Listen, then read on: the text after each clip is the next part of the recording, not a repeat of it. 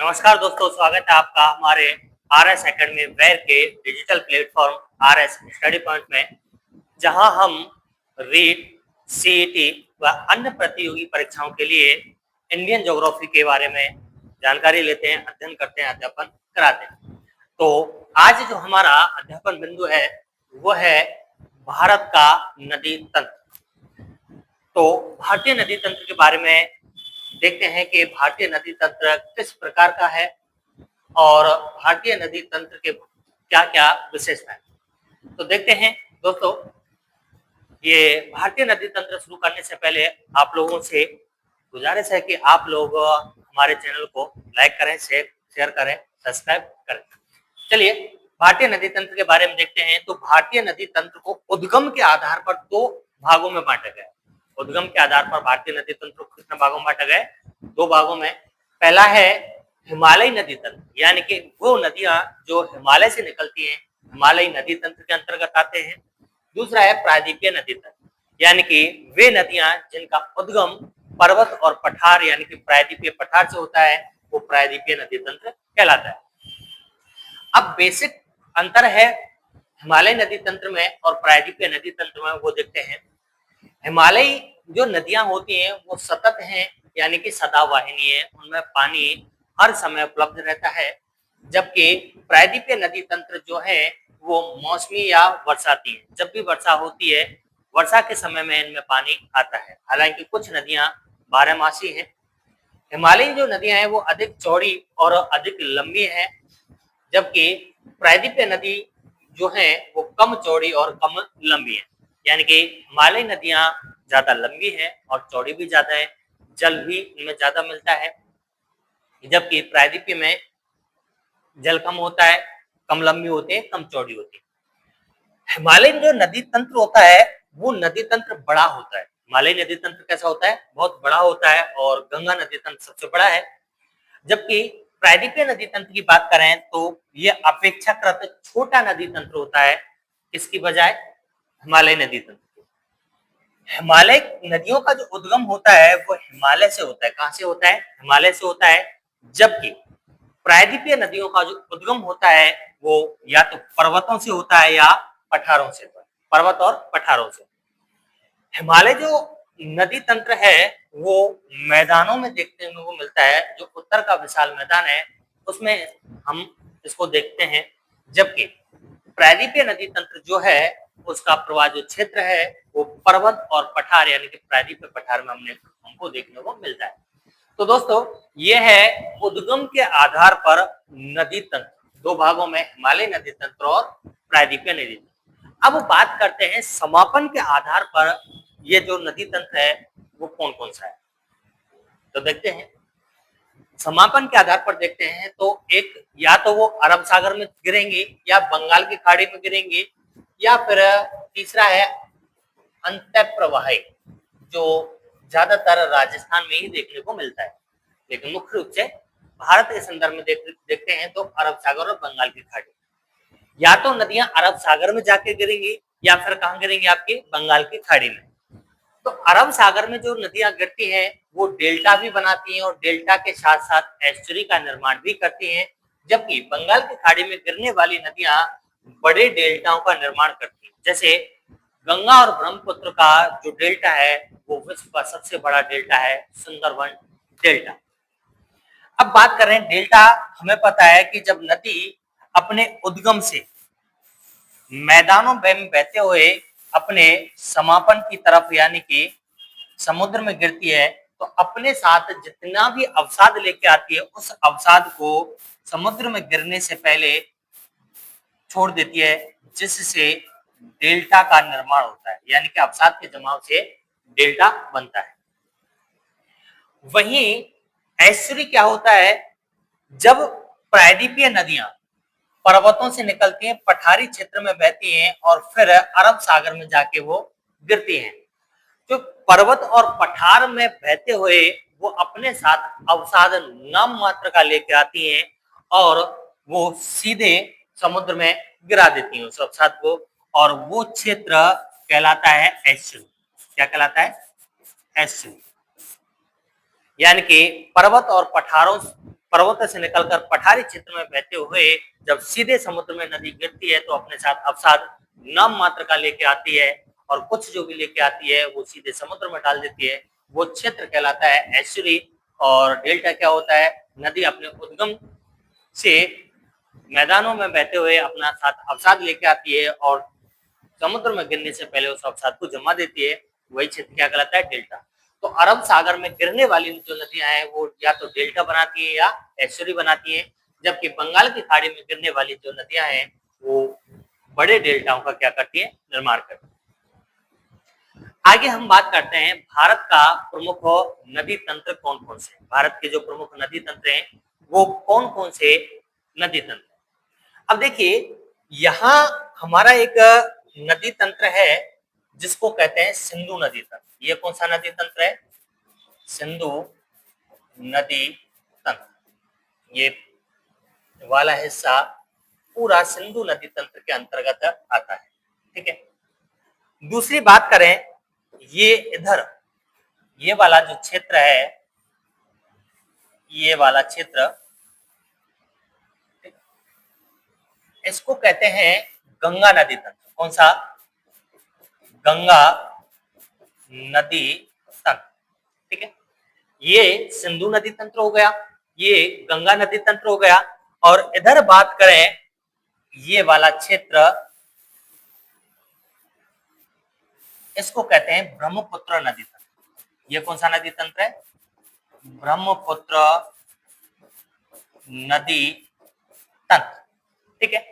तो सिंधु नदी तंत्र, गंगा नदी तंत्र और ब्रह्मपुत्र नदी तंत्र, इनका जो ओरिजिन है वो हिमालय से है। इस वजह से ये तीनों हिमालयी नदी तंत्र हैं। कौन से? हिमालयी नदी तंत्र है। ठीक है। सिंधु, गंगा और ब्रह्मपुत्र, ये और इनकी सहायक नदियां अधिकांशतः हिमालय से निकलती हैं और ये हिमालयी नदी तंत्र के अंतर्गत शामिल होता है। अब बात करें प्रायद्वीपीय नदी तंत्र।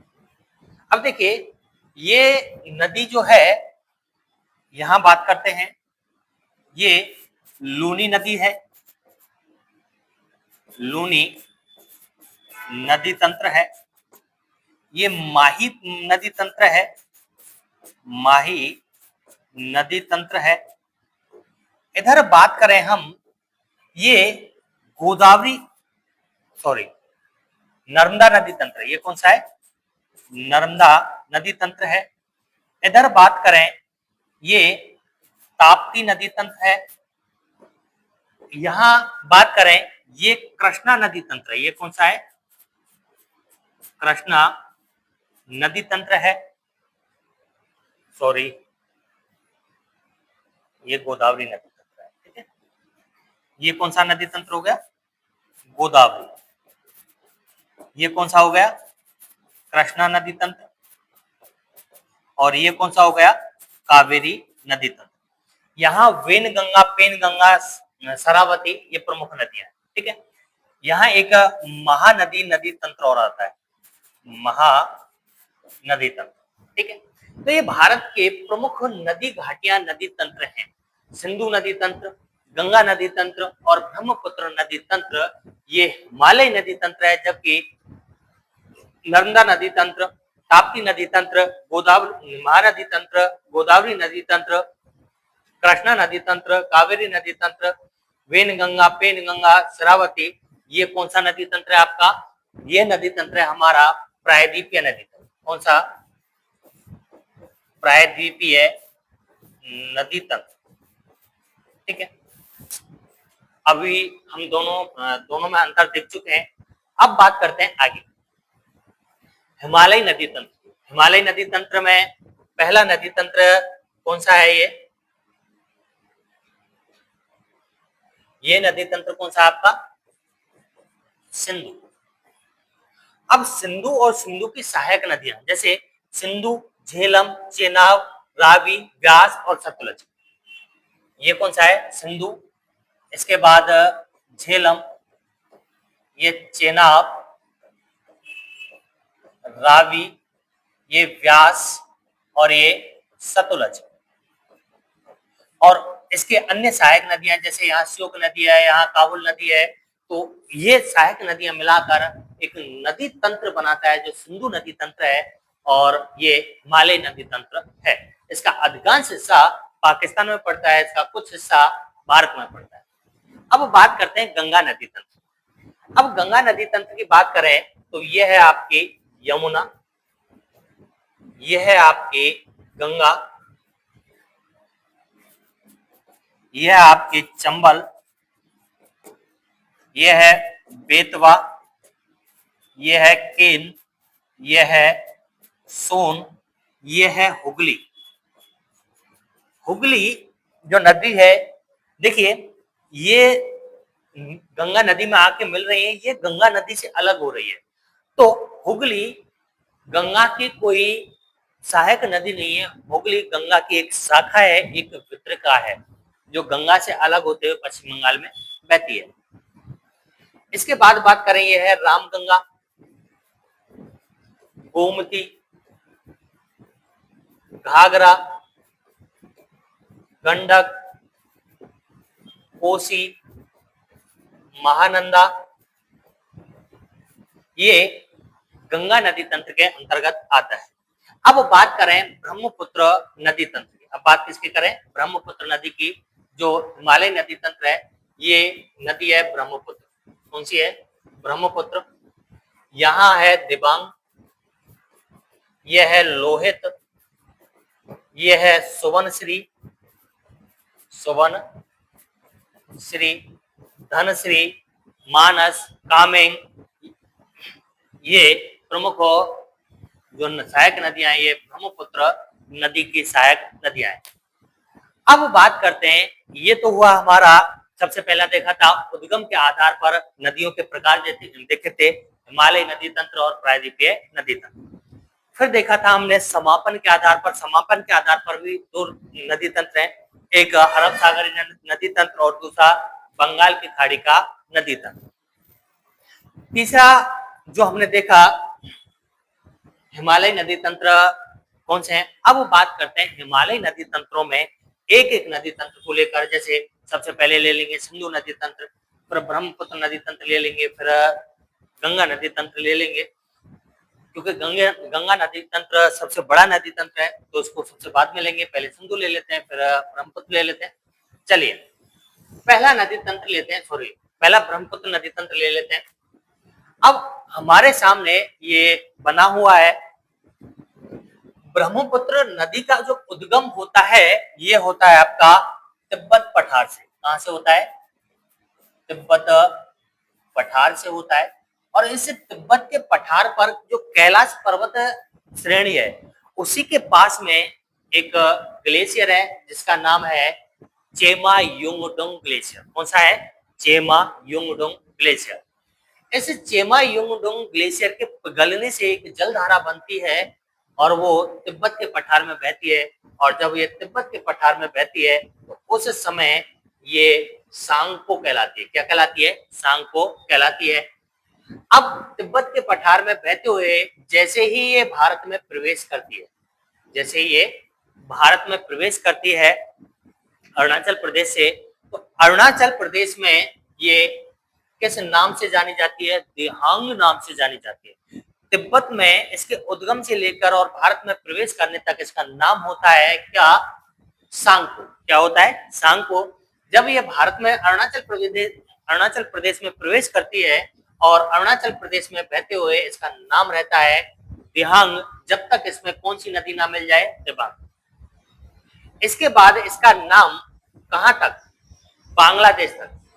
यहाँ दिबांग नदी से लेकर बांग्लादेश तक कह सकते हैं कि असम वाले क्षेत्र में इसका नाम होता है ब्रह्मपुत्र। असम वाले क्षेत्र में इसका नाम क्या होता है? यहाँ से यहाँ तक का जो क्षेत्र होता है ये ब्रह्मपुत्र नदी के नाम से जाना जाता है। फिर इसके बाद जैसे ही ये बांग्लादेश में प्रवेश करती है तो बांग्लादेश में इसका नाम हो जाता है जमुना। बांग्लादेश में नाम क्या हो जाएगा? जमुना नाम हो जाएगा। और फिर इसमें पद्मा नदी यानी कि जो गंगा है, गंगा को बांग्लादेश में पद्मा कहते हैं, फिर ये मिल जाती है, फिर मेघना मिल जाती है और मेघमा और पद्मा के नाम से ये काम गिर जाती है, बंगाल की खाड़ी में गिर जाती है। तो बात करें कितने देशों में ये बहती है, सबसे पहले चीन आता है, फिर ये भारत में बहती है, और फिर ये किस देश में जाती है, बांग्लादेश। किस देश में जाती है, बांग्लादेश। ये इन 3 देशों में बहती है। अब बात करते हैं भारत में ये किन किन राज्यों में बहती है। भारत में ये किन किन राज्यों में बहती है, इसका प्रवेश किस राज्य में है, प्रवेश है इसका अरुणाचल प्रदेश में। किस प्रदेश में, अरुणाचल प्रदेश में। अरुणाचल प्रदेश के बाद ये बहती है असम में, जहां ये असम का मैदान बनाती है और विश्व का सबसे बड़ा नदी द्वीप माजुली द्वीप बनाती है। फिर यह आती है कहाँ, आसाम में। आसाम के बाद ये कहाँ जाती है, ये जाती है मेघालय में। कहाँ जाती है, मेघालय में। और मेघालय के बाद ये बांग्लादेश में चली जाती है और बांग्लादेश में ये बंगाल की खाड़ी में मिल जाती है। चीन से लेकर, चीन के उद्गम से लेकर, यानी कि कैलाश पर्वत चेमायोंगडुंग ग्लेशियर से लेकर बंगाल की खाड़ी तक, इसकी जो लंबाई है लगभग 2900 किलोमीटर है। कितनी है, 2900 किलोमीटर ये लंबी है। ठीक है। अब इसमें कुछ सहायक नदियां आके मिलती हैं, जैसे अभी तिब्बत की हम बात नहीं करेंगे, हम केवल बात करेंगे भारत में कौन कौन सी नदियां इसमें मिलती हैं, केवल वही। ना बांग्लादेश की बात करेंगे, ना चीन तिब्बत की बात करेंगे।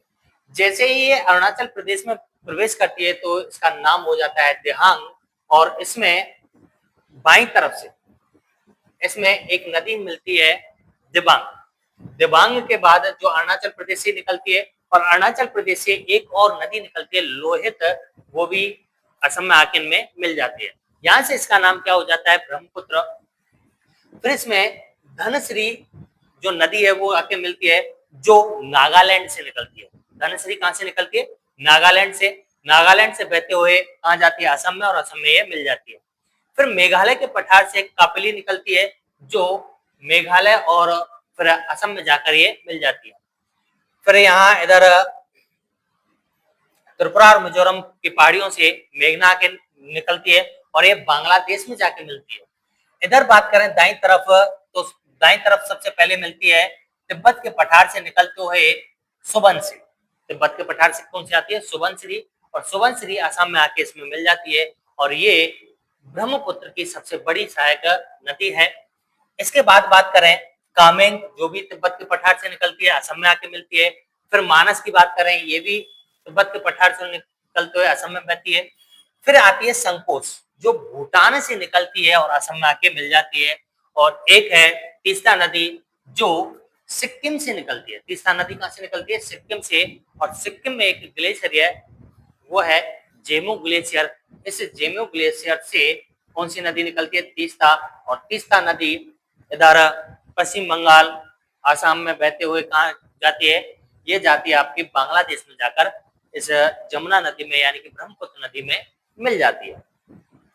इधर से गंगा नदी आती है और बांग्लादेश में इसका नाम पद्मा हो जाता है, और पद्मा के नाम से ये बांग्लादेश में ब्रह्मपुत्र नदी में मिल जाती है, यानी कि जमुना में मिल जाती है।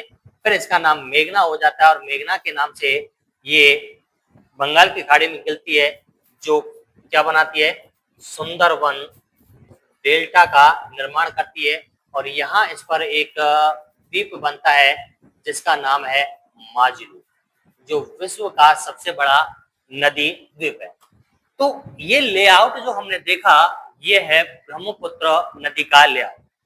अब इसको और सही ढंग से देख लेते हैं हम पीपीटी के माध्यम से।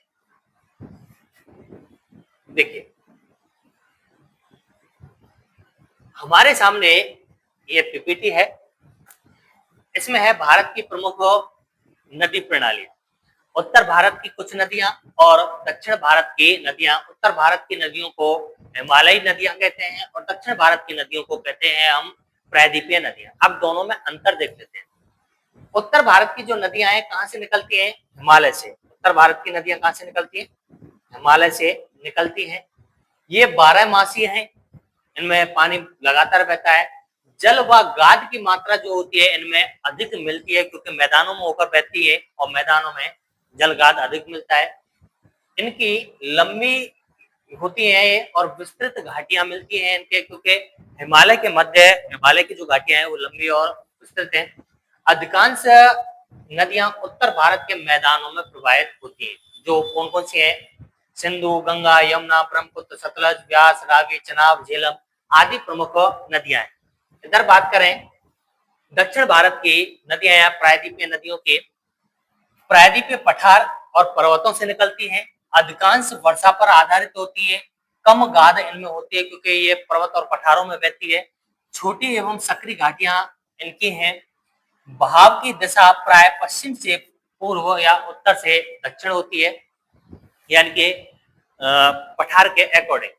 अब देखिए हमारे सामने एक नक्शा है जिस पर नदी घाटियां बनी हुई, जैसे ये क्षेत्र पूरा है सिंधु नदी क्षेत्र। ये क्षेत्र कौन सा है? सिंधु घाटी क्षेत्र, सिंधु नदी घाटी।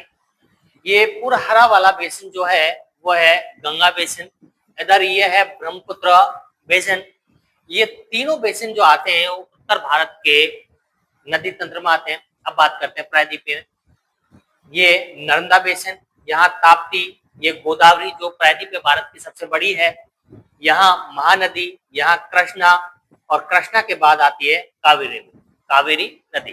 तो ये हमारे सामने नक्शे पर भारत की प्रमुख नदी तंत्रों का वितरण है। अब यहाँ बात करें भाव इनका, बात करें पश्चिम से पश्चिम की ओर बहने वाली नदियां कौन कौन सी हैं? देखिए नर्मदा नदी जो पश्चिम की ओर बहती है, और ताप्ती नदी जो भी वो भी क्या बहती है? पश्चिम की ओर। पूर्व की ओर बहने वाली कौन सी है? गंगा, ब्रह्मपुत्र, गोदावरी, कृष्णा, कावेरी, महानदी। देखिए गंगा, ब्रह्मपुत्र, महानदी, गोदावरी, कृष्णा, कावेरी, ये सारी नदियां पूर्व की तरफ बहती है, यानी कि बंगाल की खाड़ी की तरफ जाती हैं। वहीं बात करें सिंधु प्रणाली की नदियां भारत में केवल जम्मू कश्मीर लद्दाख क्षेत्र तक ही है, यानी कि सिंधु नदी ये सबसे ऊपर में, ये सिंधु नदी है जो कहाँ है? जम्मू कश्मीर और लद्दाख में। गंगा ब्रह्मपुत्र मिलकर विश्व की सबसे बड़ी डेल्टा सुंदरवन डेल्टा का निर्माण करते हैं, यानी कि यहाँ इस क्षेत्र में सुंदरवन डेल्टा का निर्माण किया जाता है गंगा और ब्रह्मपुत्र नदी के द्वारा। और भारत की जीवन रेखा जो है वो गंगा नदी को कहा जाता है। दक्षिण भारत में दक्षिण की गंगा गोदावरी को कहा जाता है। जीवन रेखा नदियां हैं जो जल, कृषि, जल विद्युत, परिवहन और संस्कृति का क्या है? आधारशिला। गंगा नदी का जो लंबाई है 2525, जो भारत की सबसे बड़ी नदी है। दक्षिण भारत की सबसे बड़ी नदी गोदावरी है, और भारत की सबसे बड़ी नदी घाटी गंगा नदी घाटी है। अब बात करें, ये तो हुआ एक सामान्य परिचय प्रायद्वीपीय नदियां और हिमालय नदियों में। अब पहला नदी तंत्र जो हमने अभी उस पर देखा बोर्ड पर, अब उसी को देख लेते हैं पीपीटी के माध्यम से। ब्रह्मपुत्र नदी तंत्र भारत की महानदी, शक्तिशाली एवरल। ब्रह्मपुत्र नदी एशिया के प्रमुख एवं विशाल नदी है। यह नदी तिब्बत में सांगपो नाम से जानी जाती है, यानी कि ब्रह्मपुत्र नदी को तिब्बत यानी कि चीन में किस नाम से जाना जाता है? सांगपो के नाम से। भारत में प्रवेश करने के बाद यह ब्रह्मपुत्र और बांग्लादेश में यह जमुना कहलाती है। क्या कहलाती है? जमुना। गंगा की सबसे बड़ी सहायक नदी है, यानी कि ब्रह्मपुत्र नदी में गंगा जाके मिलती है और गंगा इसकी सबसे बड़ी सहायक नदी है। इसकी लंबाई है लगभग 2900 किलोमीटर। लंबाई कितनी है? 2900। और लेकिन भारत में इसकी लंबाई 916 किलोमीटर ही रह जाती है। इसका उद्गम कहाँ है? कैलाश पर्वत के पास है, मानसरोवर के उत्तर में चेमा युंगडोंग ग्लेशियर। इसका अंतिम निकास गंगा यानी कि पद्मा के साथ मिलकर बंगाल की खाड़ी में गिरती है, और ये कौन सा डेल्टा बनाती है? सुंदरवन डेल्टा बनाती है। अब इसके प्रवाह क्षेत्र की बात करें, अब प्रवाह क्षेत्र में है तिब्बत में सांको के नाम से जानी जाती है, और ये पश्चिम से पूर्व दिशा में बहती है। अब देखिए अपने उद्गम से लेकर अरुणाचल प्रदेश में प्रवेश, देखिए अब अपने उद्गम से लेकर और भारत में प्रवेश करने तक इसकी दिशा होती है पश्चिम से पूर्व। नामचा वरवा पर्वत जो श्रेणी है और जो गौर्ज है उससे ये भारत में प्रवेश करती है, अरुणाचल प्रदेश में प्रवेश करती है। किस जगह से? नामचा वरवा से। कहां से? नामचा वरवा से भारत में प्रवेश करती है। अब यहाँ एक घाटी में फंस जाती है और इसकी दिशा हो जाती है उत्तर से दक्षिण। कहां से हो जाती है? दक्षिण। नामचा पर्वत के पास यह एक विशाल मोड़ लेकर दक्षिण की ओर मुड़ जाती है। अरुणाचल प्रदेश में प्रवेश पर इसे देहांग कहा जाता है, यानी कि अरुणाचल प्रदेश में जैसे ही प्रवेश करती है तो इसका नाम हो जाता है देहांग। जब इसमें कौन सी नदी आके मिलती है? दिबांग और लोहित नदी आके मिल जाती है, उसके बाद इसका नाम होता है ब्रह्मपुत्र नदी। असम में यह ब्रह्मपुत्र कहलाती है और यह पश्चिम से पूर्व की ओर बहती है। अब देखिए असम में यहां से लेकर और मेघालय तक इसकी जो दिशा हो जाती है ये पूर्व से पश्चिम हो जाती है। कहां से हो जाती है? पूर्व से पश्चिम दिशा हो जाती है। बांग्लादेश में प्रवेश कर यह जमुना के नाम से जानी जाती है। आगे चलकर यह गंगा या पद्मा में मिलती है और सुंदरबन डेल्टा बनाते हुए बंगाल की खाड़ी में गिर जाती है। अब इसकी सहायक नदियों की बात करें। अब देखिए सहायक नदियां हम अपने इसी में देख लेते हैं। दाएं तट की और बाएं तट की। देखिए पहले दाएं तट की देख लेते हैं। दाएं तट में पहली है सुबनसिरी जो ब्रह्मपुत्र की सबसे बड़ी सहायक लंबी नदी है। फिर है कामेंग, फिर है मानस, फिर संकोच और फिर तीस्ता। कौन कौन सी है? सुबनसिरी, कामेंग, मानस, संकोच, तीस्ता। सुबनसिरी, कामेंग, मानस, संकोच और तीस्ता ये दाएं तट के इसकी सहायक नदियां हैं। बाएं तट की बात करें दिबांग, लोहित, धनश्री, कपली। दिबांग, लोहित, धनश्री, कपली और मेघना। यहाँ पद्मा है, यहाँ मेघना। ठीक है, तो ये इसकी जो सहायक नदियां हैं दाएं और बाएं तट की। तो दोस्तों ये हुआ हमारा पहला नदी तंत्र जो हिमालय नदी तंत्र है और वह है ब्रह्मपुत्र नदी तंत्र।